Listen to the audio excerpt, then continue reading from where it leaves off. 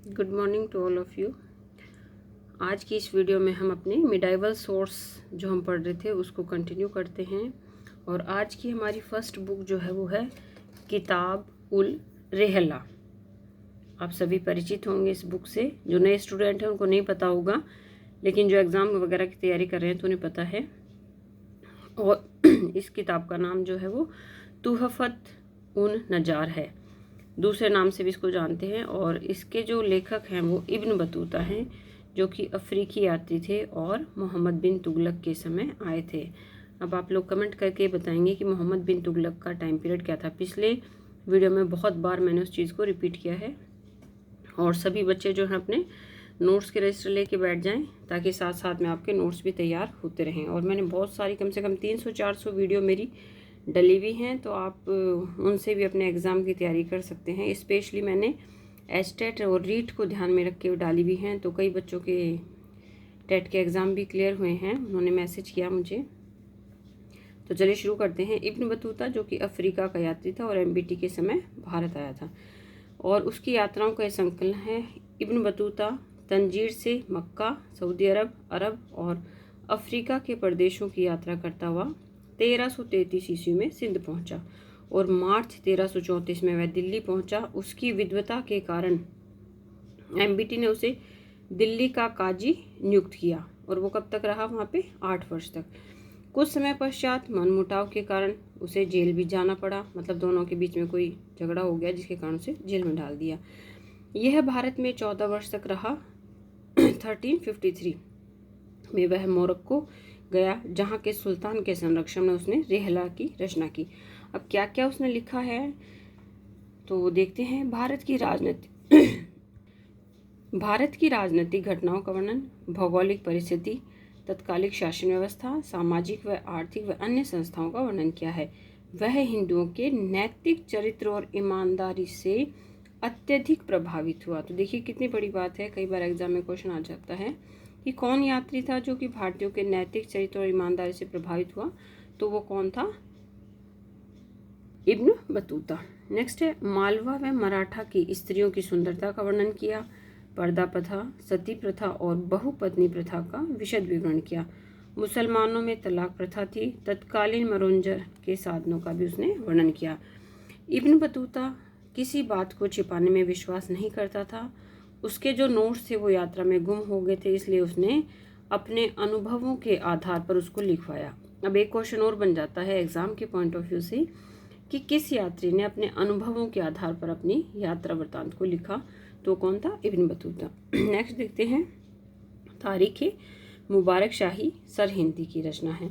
इस ग्रंथ का लेखक याहिया बिन अहमद अब्दुल्लाह सरहिंदी, इतना बड़ा नाम है इसका ये। इस ग्रंथ में मोहम्मद गौरी से लेके सैयद वंश, गौरी का क्या टाइम था? 1191 से 1192, और सैयद वंश का है 1414 से 1451 के तीसरे सुल्तान मोहम्मद शाह, जिसका टाइम पीरियड था 1434 से और 1445 के शासनकाल का वर्णन किया है। सैयद वंश के इतिहास की जानकारी के लिए यह एकमात्र समकालीन ग्रंथ है। तो देखो कितनी बड़ी बात है कि अगर हमें सैयद वंश को जानना है तो उसके टाइम पीरियड का सिर्फ एक हमारे पास ग्रंथ है, जिसका नाम है तारीख मुबारक शाही।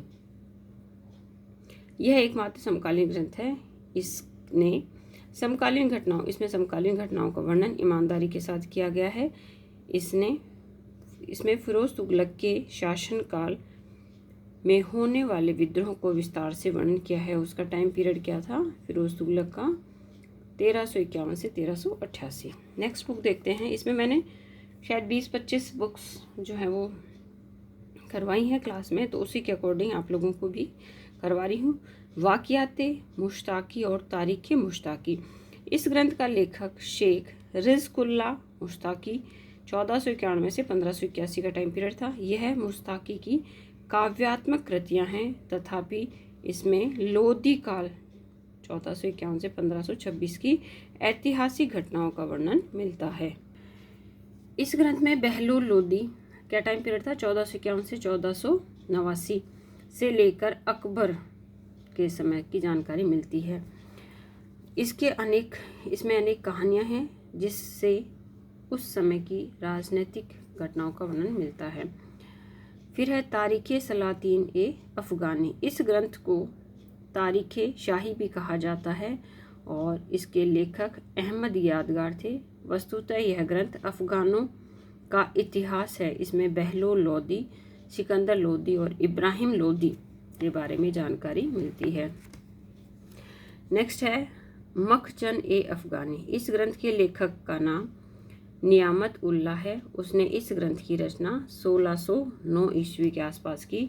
दिल्ली के अफ़गान सुल्तानों के बारे में पर्याप्त जानकारी देने वाला यह ग्रंथ दूसरा ग्रंथ है और इस ग्रंथ में सुल्तान बहलोल लोदी से लेके इब्राहिम लोदी के समय का वर्णन मिलता है। और लास्ट देखते हैं आज का तारीख़ दाऊदी।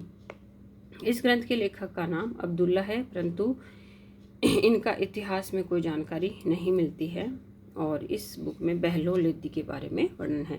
तो आप ये सारे नोट्स जो है अपना एक नया रजिस्टर डाल लें और उसमें डे बाय डे जो है इसको लिखते रहें, डेट डालते रहें, तो आपके कंसेप्ट जो है वो क्लियर हो जाएंगे। अब इसके बाद से हम अब अगला चैप्टर पढ़ेंगे। 19 ग्रंथ जो हैं वो काफ़ी हैं, इनमें से जो इम्पोर्टेंट हैं वो ही मैंने लिए हैं, तो आपको एग्ज़ाम में क्वेश्चन मिल जाएगा। क्योंकि एग्ज़ाम में जो छोटे क्वेश्चन आते हैं उनमें 2 नंबर के जो क्वेश्चन आते हैं उनमें यही पूछा जाता है कि भाई इस ग्रंथ की रचना किसने की या इस घटना के कारण इसको वर्णित किसने किया। तो ये क्वेश्चन जो है आपके इसमें पूरे हो जाएंगे। कल एक नए चैप्टर के साथ मिलेंगे। आप सभी का धन्यवाद।